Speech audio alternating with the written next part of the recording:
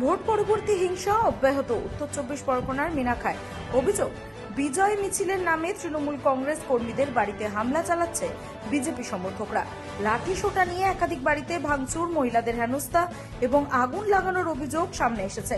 ঘটনাকে কেন্দ্র করে উত্তেজনা ছড়ায় মিনাখা ব্লক 2 এর মোহনপুর অঞ্চলের হরিণহুলা এলাকায়। যদিও সমস্ত অভিযোগ অস্বীকার করেছে বিজেপি। তাদের দাবি, তৃণমূলের গোষ্ঠীদ্বন্দ্বের জেরেই এই ঘটনা ঘটেছে।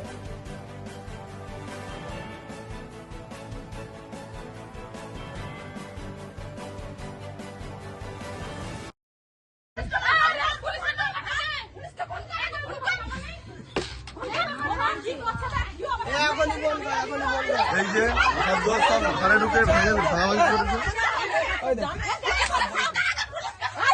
বিজেপির লোকজন এসে সব ভাঙচুর করেছে। বিজেপির দলের লোক ছেলে মিলে বিজয় মিছিল বার করার সময় এই ভাঙাভাঙি করেছে।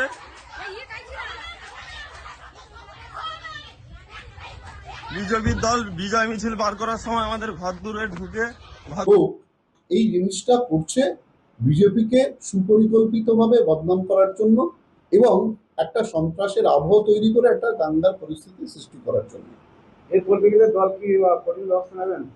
আমি আজকে এখান থেকে আমাদের সমস্ত দলীয় কর্মী কার্যকর্তাদের আগেই জানিয়েছি যে কোনো রকম কোনো উশৃঙ্খলতা বরদাস্ত করা হবে না। রাজ্য সভাপতি বারবার বলেছেন, সংবাদ মাধ্যমের সামনে বলেছেন।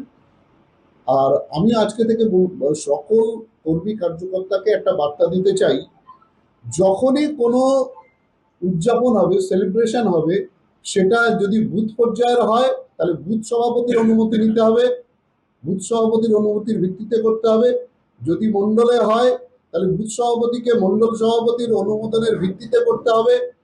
আর বড় কোনো কার্যক্রম হলে অবশ্যই জেলার অনুমতির ভিত্তিতে করতে হবে। এখনো পর্যন্ত কিছু কিছু তৃণমূলের পার্টি অফিস তালা মারা আছে, দখল মুক্ত হয়নি, সেগুলো কি ব্যবস্থা নেবে?